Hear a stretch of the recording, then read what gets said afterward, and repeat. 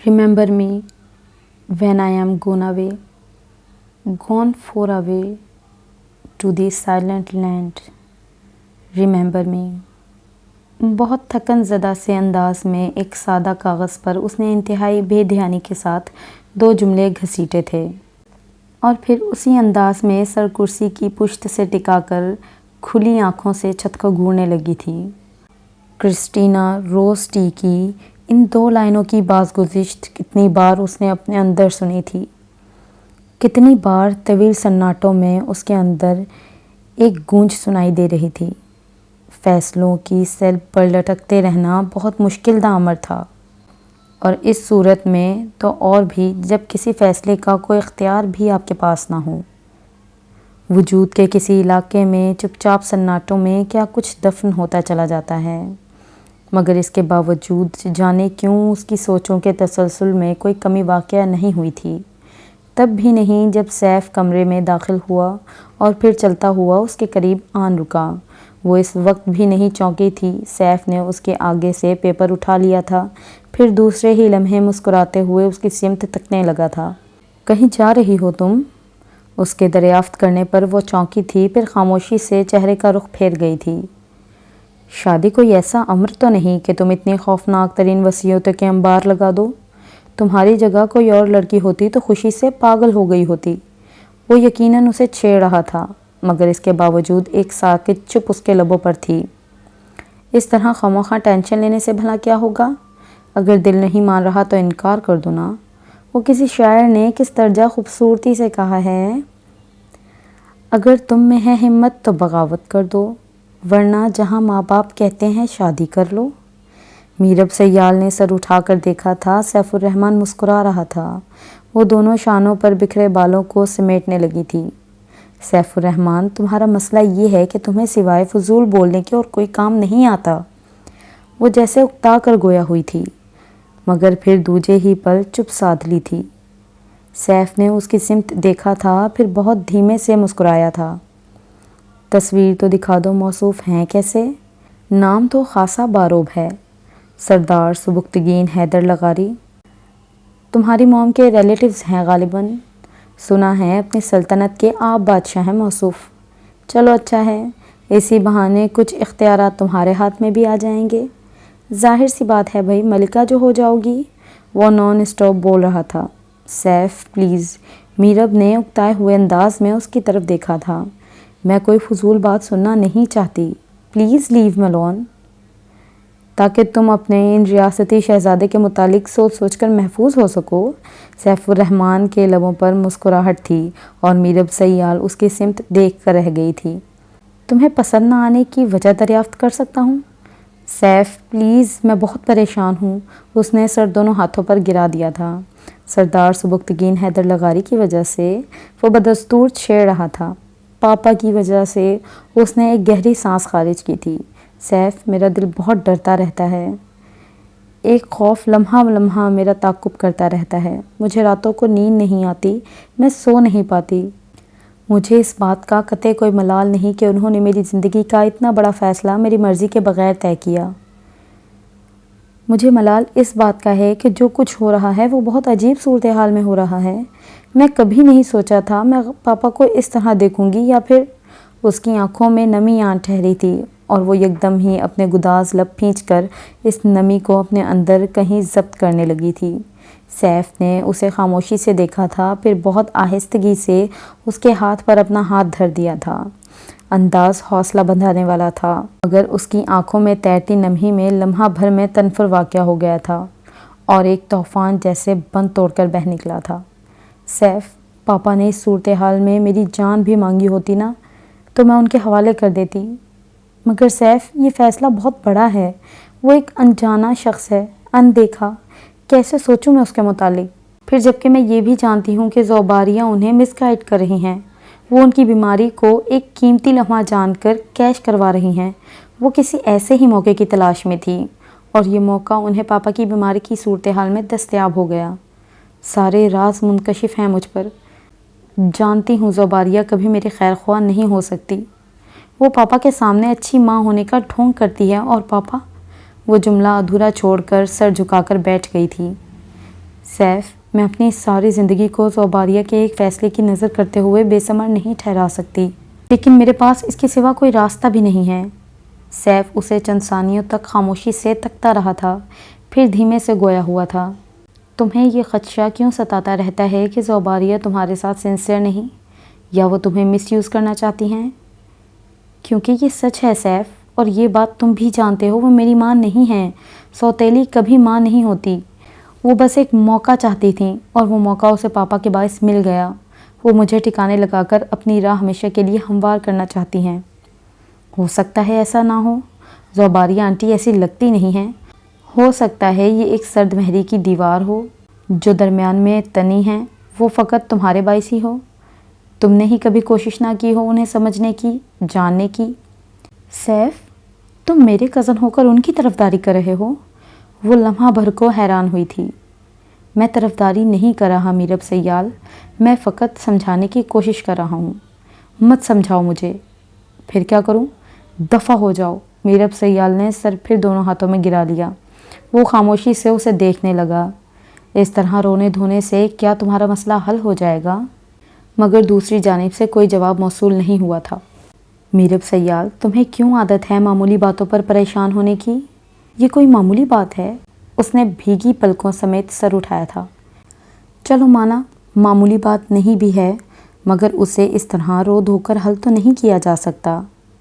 Safe الرحمن نے جیسے اکتا کر کہا تھا، اور میرب سیال ہاتھ کی پشت سے اپنی آنکھیں رگڑنے لگی تھی۔ تبھی سیف الرحمن کی سمت تکتے ہوئے گویا ہوا تھا۔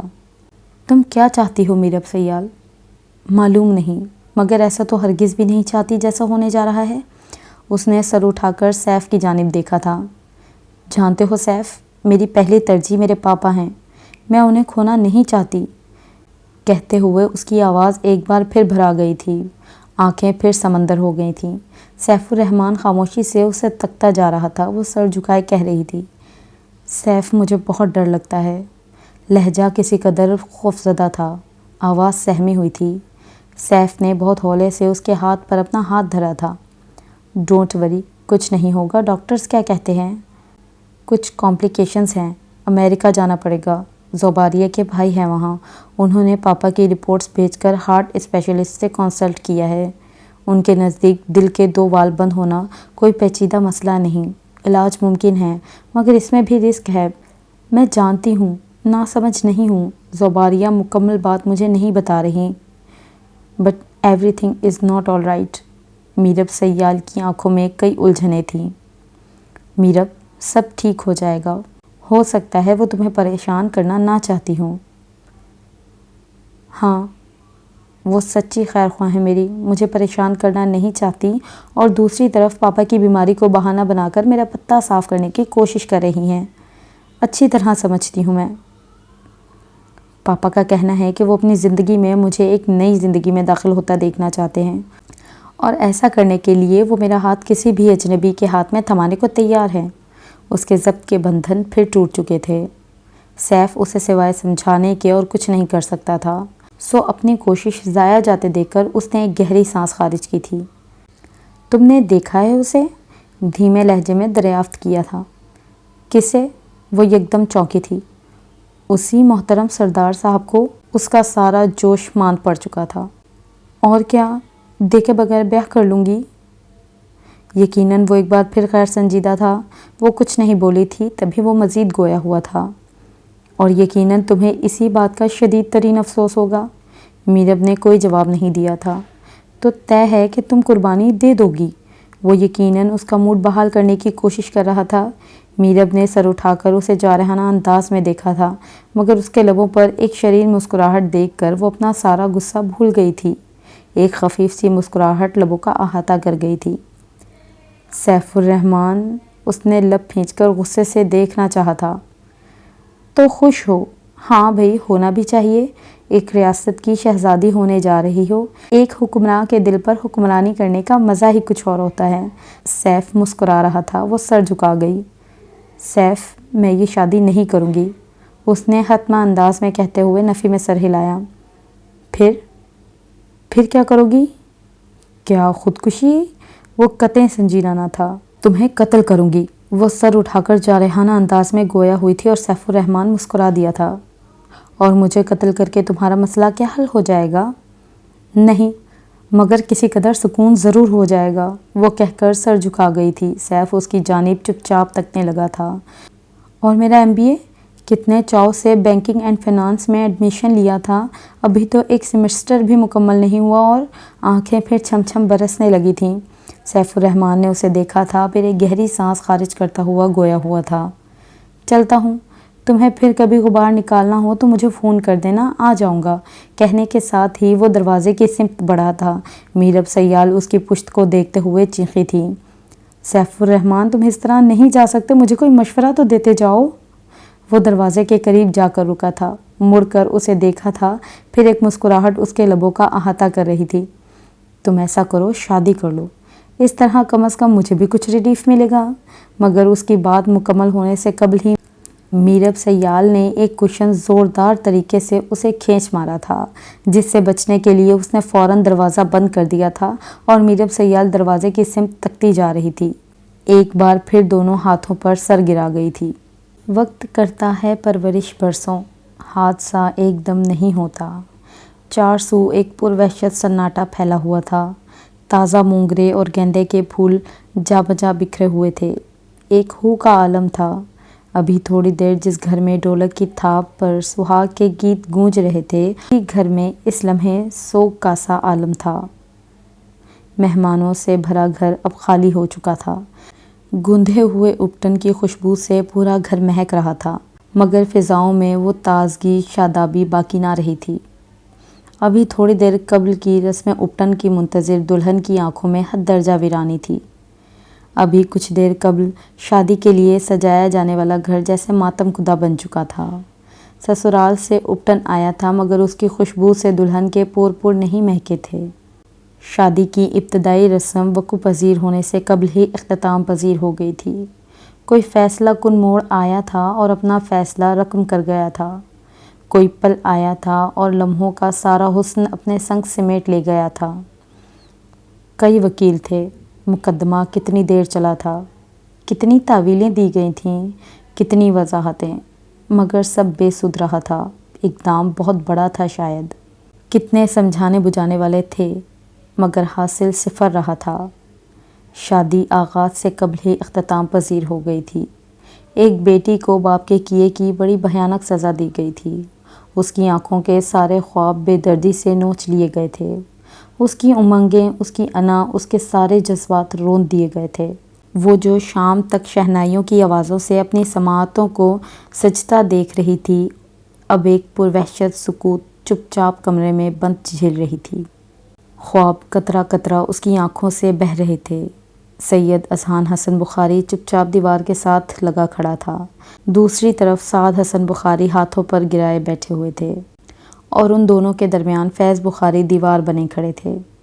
ابھی تھوڑی دیر قبل کی جو صورتحال تھی، اس میں نئی نویلی دلہن کا دم گھٹنے لگا تھا۔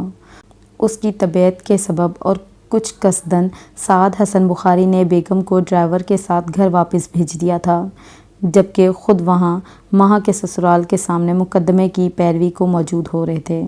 اپنی شادی کو وجہ بنانے پر کسی قدر غم و غصے کا اظہار کیا تھا انہوں نے، اور اس سے صورتحال بجائے سنوارنے کے مزید بگڑ گئی تھی، اور اپنے طور پر وضاحتیں دے رہے تھے، سمجھا بجھا رہے تھے، مگر سب کچھ فضول تھا، جیسے سبب معمولی نہ تھا، قصہ نظر انداز کیے جانے کے قابل نہ تھا، بات چھوٹی نہ تھی، سو ساری وضاحتیں رد ہو گئی تھیں، اور پہلی بار ایک باپ کے باعث بیٹی کی شادی انجام پذیر ہونے جا رہی تھی۔ ایک باپ کی شادی کے باعث بیٹی کی شادی ادھوری رہ گئی تھی۔ خواب دیکھنے والی آنکھیں ویرانیوں سے بھر گئی تھیں، مگر اس تمام صورتحال کے باوجود باپ کو اپنی غلطی ماننے کی بجائے اپنی بات رد کیے جانے کا ملال زیادہ تھا۔ بے وقوف لوگ ہیں، سمجھ نہیں رہے ہیں، میرا معاملہ سراسر الگ ہے اور میری بیٹی کا الگ۔ میں کیا کرتا ہوں کیا نہیں، یہ میرا پرسنل افیئر ہے، جس میں کم از کم کسی اور کی مداخلت میں برداشت نہیں کر سکتا۔ خواہ کا ایشو بنا رہے ہیں لوگ، بھلا میری شادی سے کسی کا کیا نقصان ہوا ہے؟ اور شادی کرنا کون سا گناہ ہے؟ کتنے لوگ شادیاں کرتے ہیں، میں نے دوسری شادی کر کے کون سا گناہ کر لیا؟ گناہ تو جب ہوتا جب میں شادی کے بغیر کوئی تعلق قائم رکھتا، یہ ایک شرعی شادی ہے، پھر دنیا اسے قبول کرنے سے کیوں کترا رہی ہے؟ لالچی لوگ ہیں کمبخت، اپنا الو سیدھا رکھنا چاہتے ہیں۔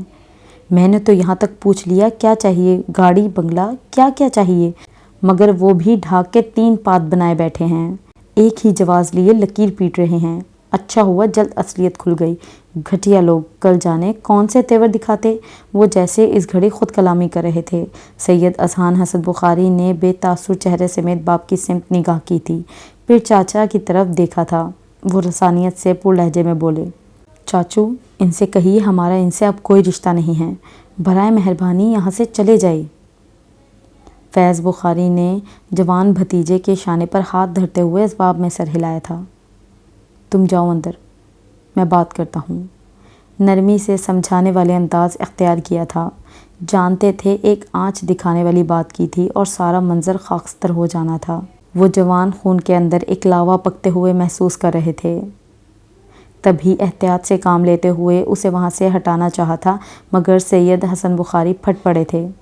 سارا معاملہ اس کا بگاڑا ہوا ہے، اسے مطالعہ کر دو فیض، یہ گھر قانونی طور پر میرا ہے، اس کی ایک ایک شے میری بنائی ہوئی ہے، اس گھر پر حکم بھی میرا چلے گا، اسے میرے یا اس گھر کے معاملات میں بولنے کا قطعی کوئی حق نہیں۔ یہی بات فارحہ سے بھی کہی تھی میں نے، مگر اس نے اسے میرے مد مقابل لا کھڑا کیا۔ اس سے پوچھو کیا شناخت ہے اس کی، کیا پہچان و مقام ہے سوسائٹی میں، کتنے لوگ اسے جانتے ہیں اور جانتے بھی ہیں تو کس حوالے سے، کیا ہے جو اس کا اپنا ہے، سب کچھ میرا دان کیا ہوا ہے۔ آج اگر یہ اپنے قدموں پر جم کر کھڑا ہے تو میری بدولت، 2-4 لوگ جانتے ہیں، جھک کر سلام کرتے ہیں تو فقط میرے حوالے سے، دنیا میں اگر کوئی عزت و مرتبہ ہے تو فقط میرے باعث، یہ نام یہ مقام یہ میرا دیا ہوا ہے، اور آج یہ میرے مقابل کھڑا ہو کر مجھے ہی للکار رہا ہے۔ یہ سب کچھ فارحہ کا کیا دھرا ہے، اپنا وکیل بنایا ہے اس نے اسے، میں نے باور کرایا تھا اسے، بات خود تک محدود رکھو گی تو سب کچھ ٹھیک رہے گا، مگر اس نے اپنی پٹی پڑھا کر اپنی ڈھال بنا لیا۔ بیٹی کی شادی کا مجھے بھلا کوئی خیال نہ تھا، مگر یہ سب کیا دھرا ان دونوں ماں بیٹے کا ہے۔ سید اذہان حسن بخاری عجب ایک ضبط سے سر جھکائے کھڑا رہا تھا، کمرے میں فقط سعد حسن بخاری کی آواز گونج رہی تھی۔ مجھے اس انتہائی اقدام پر ان دونوں نے مجبور کیا، کہہ دیا تھا میں نے، ایسا کر گزروں گا اگر ان دونوں ماں بیٹے نے مجھ سے مخالفت کی ٹھانی۔ بے وقوف عورت سمجھی نہیں۔ اس سے قبل بھی جب اس نے یہ معاملہ اٹھایا تھا میں نے فارحہ سے کہا تھا ان موصوف اور مجھ میں سے کسی ایک کا انتخاب کر لو، بیٹا چاہیے یا شوہر، مگر تب اس نے آئندہ کسی ایسے مداخلت کی نہ ہونے کی یقین دہانی کرائی تھی، مگر ایسا ہوا نہیں۔ ہمت دیکھو ان موصوف کی، مجھ سے باس پرس فرمائی اور ان اقدام میں ماں صاحبہ پیش رہیں، خوش کیوں نہ ہوتی، ایک وکیل جو ہاتھ آ گیا ہے۔ بیٹے کے لیے ان کا لہجہ حد درجہ زہر خندہ تھا۔ فیض بخاری بہت افسوس انداز میں بھائی صاحب کو دیکھ رہے تھے۔ سید اذہان حسن بخاری بدستور سر جھکائے کھڑا تھا، پرتناؤ چہرہ کسی بھی طرح کے تاثر سے عاری تھا، خاموشیوں میں کیا کیا طوفان نہ پل رہے تھے۔ فیض بخاری نے بھتیجے کو دیکھا تھا، پھر بہت دھیمے لہجے میں گویا ہوا تھا، تم اندر چلو، میں ہوں یہاں۔ اسے اندر کیوں بھیج رہے ہو؟ اسی کا تو سارا مقدمہ ہے، وکالت نہیں کرنے دو گے اسے؟ سعد بخاری دھاڑے تھے۔ جس سرد جنگ کا آغاز چند دن پہلے باپ بیٹے کے مابین ہوا تھا، وہ سرد جنگ اب انتہائی شدت اختیار کر گئی تھی۔ فیض بخاری نے اذہان کا شانہ تھام کر ضبط قائم رکھنے کی کوشش کی۔